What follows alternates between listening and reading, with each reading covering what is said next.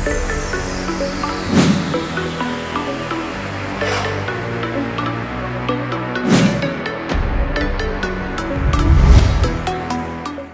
Hello welcome to వింతలు విచిత్రాలు. ప్రపంచంలో జరిగిన కొన్ని వింతలు విచిత్రాల గురించి ఈరోజు మనం చర్చించుకుందాం.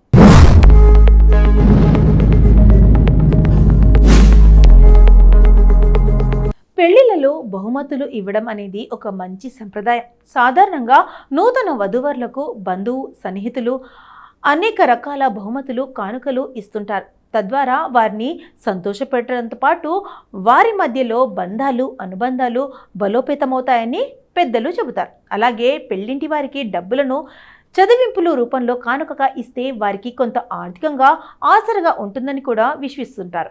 అయితే మారుతున్న కాలంతో పాటు బహుమతులు సంప్రదాయాలు కూడా మారుతూ వచ్చాయి. గతంలో పెళ్లి రోజులు లేదా వెడ్డింగ్ డేలు అంటే ప్రాధాన్యత నామమాత్రమే అని చెప్పవచ్చు. ప్రస్తుతం యానివర్సరీ పార్టీలు గిఫ్ట్లు ట్రెండ్ నడుస్తున్నాయి. అరుదైన అపురూపమైన కానుకలు ఇవ్వడం ఆనవాయితీ మారిపోయింది.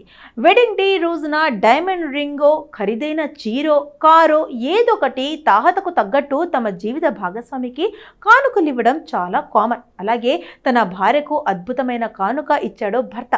దీంతో సంతోషంతో పోయిందా భార్య. ఇంతకీ ఆ బహుమతి ఏంటంటే సన్నిహితులు సమక్షంలో ఆ జంట పెళ్లి రోజుకు వేడుకలకు సిద్ధమయ్యారు.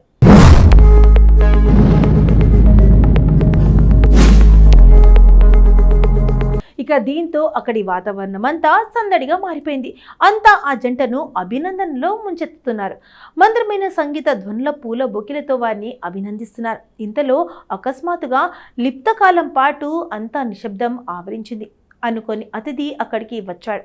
దీంతో పట్టలేని సంతోషమంతా ఉక్కిరి బిక్కిరైంది భార్య బెక్కి. అతన్ని ఆత్మీయంగా ఆలింగనం చేసుకొని కన్నీరు పెట్టుకుంది. తమ పెళ్లి రోజున ఇంత అద్భుతమైన కానుకను అందించిన భర్తకు కన్నీళ్లతో థ్యాంక్స్ చెప్పుకుంది బెక్కి. ఇంతకీ ఎవరా అతిథి? కొడుకు గుండెను తన గుండెగా దాచుకున్న వ్యక్తి.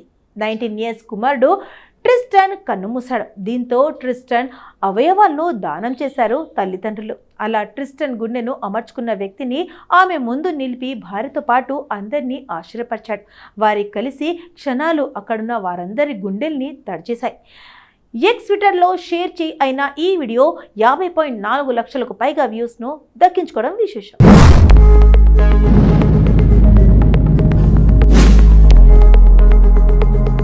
దిగ్గజం మైక్రోసాఫ్ట్ 50వ వసంతంలోకి అడుగుపెట్టిన వేళ ఆ సంస్థ సహా వ్యవస్థాపకుడు బిల్ గేట్స్ కంపెనీకి శుభాకాంక్షలు తెలియజేశారు. ఈ సందర్భంగా కంపెనీ ఆరంభం రోజుల్లో యవ్వనంలో ఉండగా దిగిన ఫోటోలను సరదాగా ఆయన తన ఇన్స్టాగ్రామ్లో ఓ వీడియో రూపంలో పోస్ట్ చేశారు.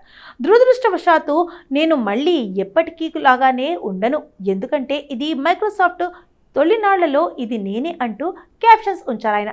1975 ఏప్రిల్ 4న న్యూ మెక్సికో ఆల్బుకెర్క్లో మైక్రోసాఫ్ట్ను చిన్ననాటి స్నేహితులైన బిల్ గేట్స్ పాల్ అలైన్లు స్థాపించారు. 1979లో కంపెనీ విస్తరణలో భాగంగా వాషింగ్టన్కు మార్చారు. ఆ తర్వాత గేట్స్ అలైన్తో పాటు స్టీవ్ బాల్మర్ సత్య నాదెల్ కంపెనీ ఎదుగుదలతో విశేష కృషి చేశారు. మైక్రోసాఫ్ట్ 2000 సంవత్సరం దాకా గేట్స్ సీఈఓగా ఉన్న సంగతి అందరికీ తెలిసిందే.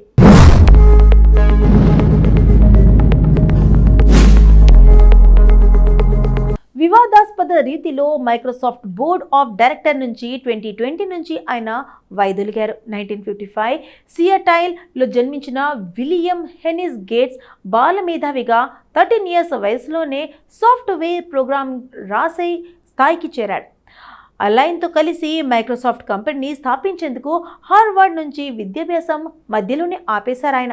చిన్ననాటి స్నేహితులైన ఈ ఇద్దరు ఎంఎస్ ఆపరేటింగ్ సిస్టమ్స్ రూపొందించి ఆపై దాన్ని విండోస్గా పేరు మార్చారు.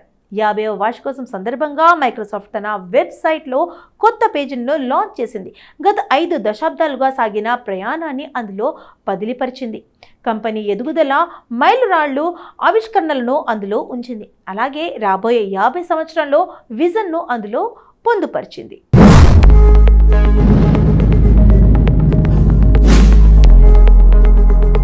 కేరళలో దారుణ ఘటన చోటు చేసుకుంది. ఉద్యోగుల పట్ల ఓ సంస్థ అమాన్యంగా ప్రవర్తించిన ఘటన తీవ్ర కలకలం సృష్టించింది.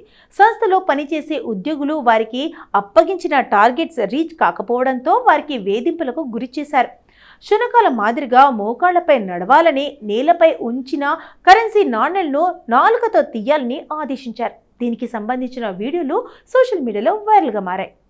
దీంతో మారడంతో నెటిజన్లు ఆగ్రహం వ్యక్తం చేస్తున్నారు. వివరాల ప్రకారం కేరళలో కల్లూరులోని ఓ ప్రైవేటు మార్కెటింగ్ సంస్థకు రాష్ట్రంలో పలుచోట్ల బ్రాంచ్లున్నాయి. ఈ ఘటన మాత్రం పెరుంబర్ బ్రాంచ్లో జరిగినట్లు తెలుస్తోంది. అయితే సదరు మార్కెటింగ్ కంపెనీల్లో వందల సంఖ్యలో ఉద్యోగులు పనిచేస్తున్నారు. కాగా సంస్థలో ఉద్యోగులకు యాజమాన్యం టార్గెట్స్ నిర్దేశించింది. ఖచ్చితంగా టార్గెట్స్ రీచ్ కావాలనే నియమం విధించారు. దీంతో టార్గెట్ పూర్తి చేయని ఉద్యోగులను సదరు సంస్థ వేధింపులకు గురిచేసింది. ఉద్యోగులను శునకాల మాదిరిగా మోకాళ్లపై నడవాలని, నేలపై ఉంచిన కరెన్సీని నాలుకతో తీయాలని ఆదేశించారు ఉన్నతాధికారులు.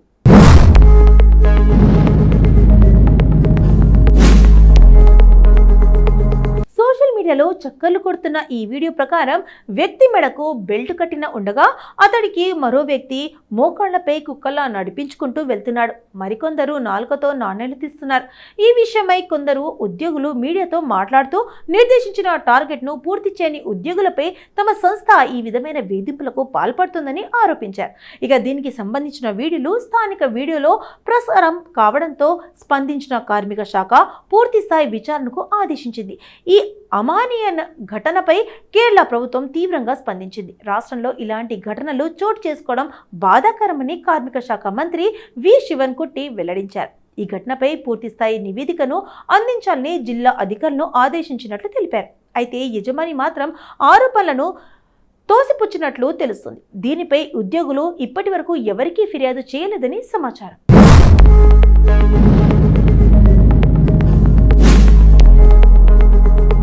రాపర్, గాయకుడు యోయో హనీ సింగ్ సంగీతాభిమానులకు పరిచయం అవసరం లేదు. అంతర్జాతీయంగా గత 15 ఏళ్లుగా పాప్ సంగీతాన్ని ఏలుతున్న ఘనత అతగాడి సొంతం.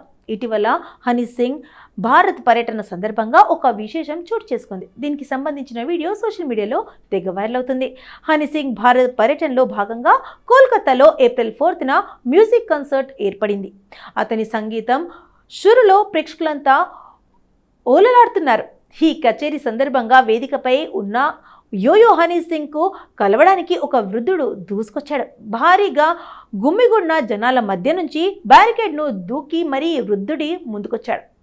నెత్తిన తలపాగాతో ఆ పెద్దయిన సింగ్ రావడాన్ని చూసి హనీ సింగ్ ఆయనను వేదిక మీదకు ఆహ్వానించారు.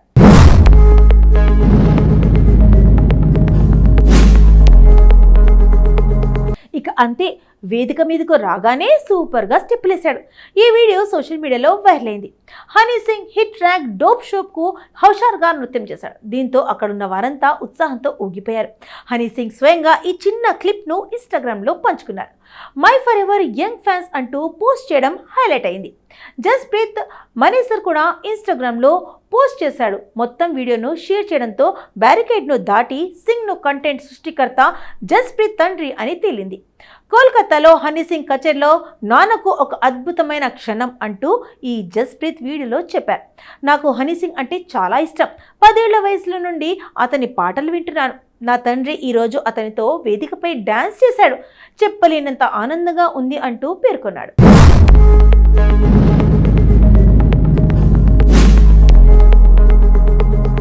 జాగ్వార్ ఫైటర్ జెట్ ప్రమాదంలో మరణించిన ఐఏఎఫ్ పైలట్ సిద్ధార్థ్ యాదవ్ దుర్మరణం తీవ్ర విషాదాన్ని నింపింది. క్లిష్టమైన సమయంలో అత్యంత ధైర్య సాహసాలను ప్రదర్శించి తోటి పైలట్ను, అనేక మంది పౌరులను కాపాడిన సిద్ధార్థ్ యాదవ్కు యావదేశం సంతాపం ప్రకటించింది. ఆయన త్యాగం, ధైర్యాన్ని గుర్తు చేసుకుంటూ అశ్రునయనాలతో సెల్యూట్ చెబుతున్నారు.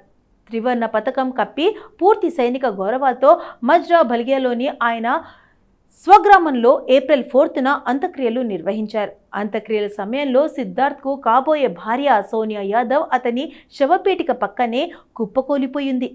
పెళ్లి బారాత్లో ఆనందంగా ఊరేగి వెళ్లాల్సిన బిడ్డకు అంత్యమ వీడుకోలు పలకాల్సి రావడం కన్న తల్లిదండ్రులకు తీరని శోకాన్ని మిగిల్చింది. ఫైట్ లెఫ్టినెంట్ సిద్ధార్థ్ ఈ జెట్ ప్రమాదంలో మరణించడానికి కేవలం 10 రోజుల ముందే సోనియా యాదవ్తో నిశ్చితార్థం జరిగింది.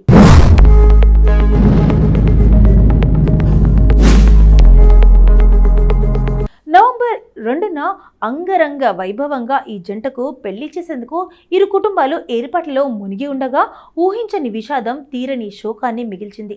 ఫైటర్ జెట్ ప్రమాదంలో మరణించిన సిద్ధార్థ్ పార్థివ దేహాన్ని స్వగ్రామానికి తరలించి గౌరవ లాంఛనాలతో అంత్యక్రియలు నిర్వహించారు. ఈ సందర్భంగా కాబోయే భార్య సోనియా సిద్ధార్థ్ శవపేటిక పక్కనే కూలిపోయింది. బోరున విలపిస్తూ అంతులేని శోకంతో ఆమె మాట్లాడిన మాటలు అక్కడున్న ప్రతి ఒక్కరి హృదయాలను కదిలించాయి. సిద్ధార్థ్ యాదవ్ శవపేటికను కౌగులించుకొని, వస్తావని చెప్పావు కదా బేబీ, రానేలేదు, బేబీతో ఆయా నహీ తూనే కహా థా మే ఆऊंगा అంటూ విలపించిన తీరు అందరినీ కలిచివేసింది. కన్నీళ్లు ఆపుకోకుండా అక్కడున్న ఎవరి తరము కాలేదు. పలువురు కుటుంబ సభ్యులు, సన్నిహితులు, స్నేహితులు, ఇతర అధికారులు సిద్ధార్థ్కు వీడ్కోలు పలికారు.